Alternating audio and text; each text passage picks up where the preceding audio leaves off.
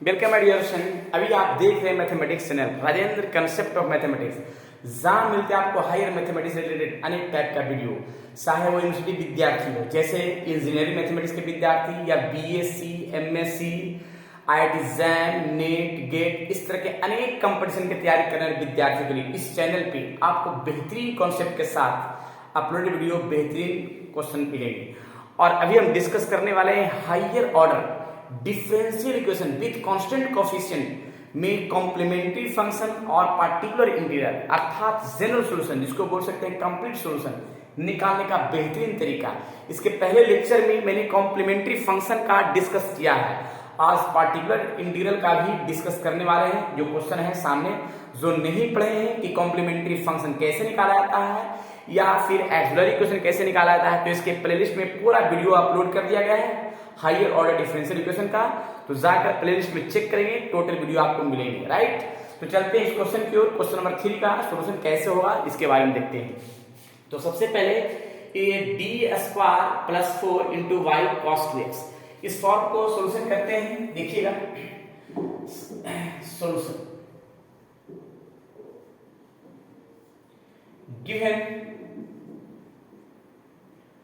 Given differential equation d² + 4 × y = cos 2x। अब इस form में स्टैंडर्ड फॉर्म पहले पता करेंगे। fd × y = qx, fd × y = qx, जिसमें से fd का फॉर्म ये सामने दिख रहा है, fd d² + 4। जहां d है उसको d को हम m के फॉर्म में कन्वर्ट करते हैं और उसका एक्सिलरी इक्वेशन निकालते हैं। एक्सिलरी इक्वेशन का भी वीडियो हम बनाए हैं, प्लेलिस्ट में जाके चेक करेंगे, पूरा वीडियो क्लियर चेक कर दिया है। एक्सिलरी इक्वेशन निकालेंगे। Axillary equation is fm = 0, m² + 4 = 0। Right, और यहाँ भी m² = -4। इस फॉर्म को हम लिख सकते हैं 2i का होल स्क्वायर। राइट, 2i का होल स्क्वायर, जिसको हम लिख सकते हैं m ± 2i, जो सामने दिख रहा है। पूरी प्रक्रिया बेहतरीन तरीका के साथ। राइट, इस फॉर्म को m का जो पार्ट है इसको हम ऐसे लिख सकते हैं ± 2i का। अब इसका कॉम्प्लीमेंट्री फंक्शन निकालना है। जब इमेजिनरी और अनइक्वल होगा तब के लिए मेरा यहाँ पे देखिएगा e के पावर यहाँ पे क्या होता है αx × c1 cos βx + c2 sin βx। Right, जिसमें से अल्फा मेरा यहाँ पे है जो सामने दिख रहा है। यहाँ पे हम सेट कर दे रहे हैं कि अल्फा ± बीटा, तो अल्फा मेरा हो गया 0 और बीटा हो गया 2। जो बीटा के सामने 2 पुट होगा और अल्फा 0 पुट होगा। तो यहाँ पे लेते हैं कॉम्प्लीमेंट्री फंक्शन का पार्ट। CF = e के power 0x cos c1 cos beta, और बीटा का जो पार्ट है यहाँ पे लिख सकते हैं, बीटा का पार्ट मिला जाएगा 2 cos 2x + c2 sin 2x।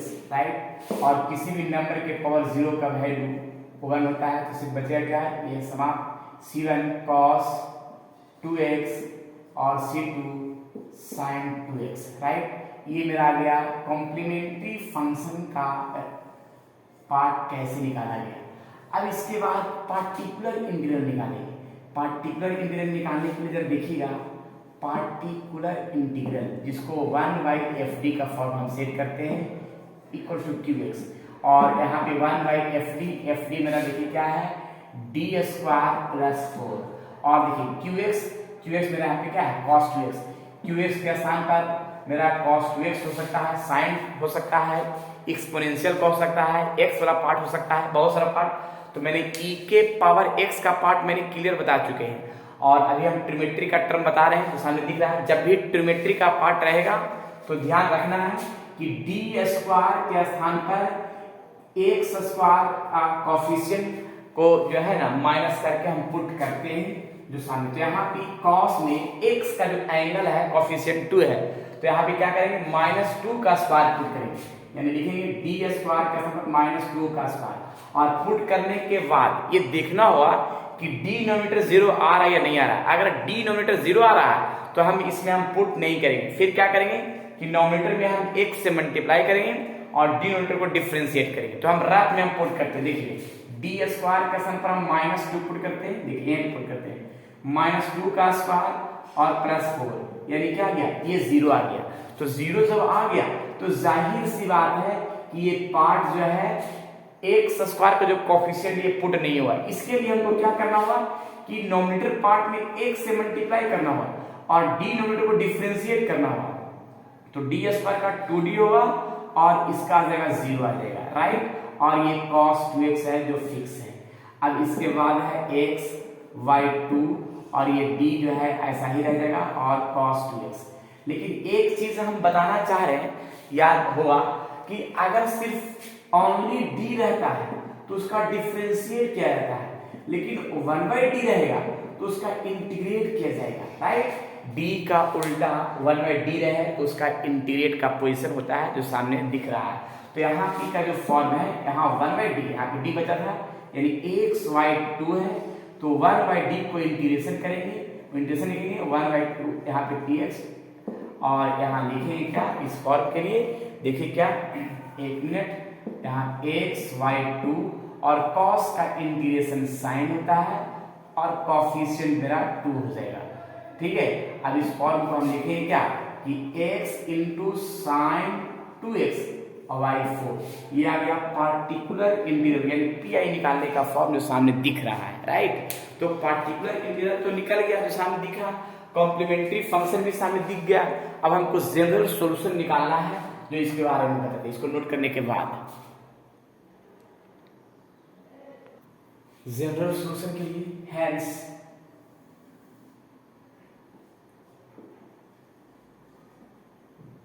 The general solution या कंप्लीट सॉल्यूशन में लिख सकते हैं। जनरल सॉल्यूशन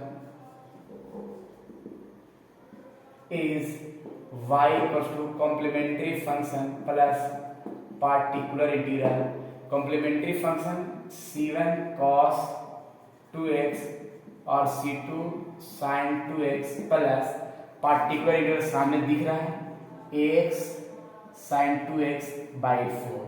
ये मेरा कंप्लीट सॉल्यूशन जो सामने दिखा है।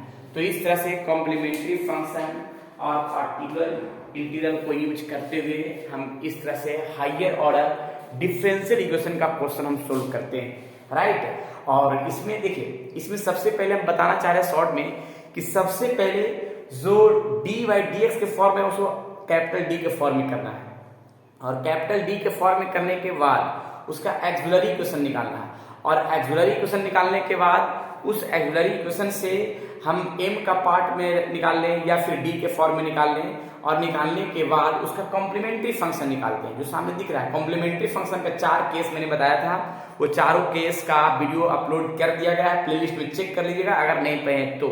और उसके बाद कॉम्प्लीमेंट्री फंक्शन के बाद पार्टिकुलर इंटीग्रल निकालने के लिए सामने दिख रहा है, इसका भी 6 केस मैंने बताया है, इसका भी 6 केस जाके चेक कर सकते हैं प्लेलिस्ट में, टोटल एकदम बेहतरीन तरीका के साथ डिस्कस कर दिया। और सभी 6 केस को हम एक एक करके एक्सप्लेन के साथ हम डिस्कस कर रहे हैं। पहला केस फर्स्ट पर भी मैंने बहुत सारा क्वेश्चन 7-8 क्वेश्चन मैंने डिस्कस किया है, केस सेकंड पर भी लगभग बहुत सारा क्वेश्चन हम डिस्कस करने वाले हैं, ठीक है। तो जरा देखिएगा तो ज्यादा बढ़िया। और जितने भी क्वेश्चन है वो सभी क्वेश्चन हम जो है पूरी नम अलग अलग टाइप का क्वेश्चन सेट कर रहे हैं ताकि विद्यार्थी को दिक्कत ना रह सके, राइट। तो इस तरह से क्वेश्चन सोल्व करते हैं। चलिए इसको नोट कर लीजिए, आगे बढ़ेंगे।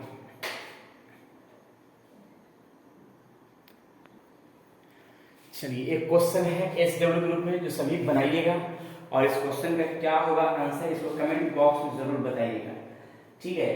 तो इस क्वेश्चन की ओर जो है बनाना है, और नहीं बनेगा कमेंट बॉक्स में भी बताना है ताकि इसका नेक्स्ट वीडियो इसी का सॉल्यूशन हम बता सकें, राइट। चलिए फिर नेक्स्ट क्लास में मिलते हैं नए क्वेश्चन नए थ्योरी के साथ। जब तक के लिए पढ़ते रहिए higher order differential coefficient, differential equation with constant coefficient.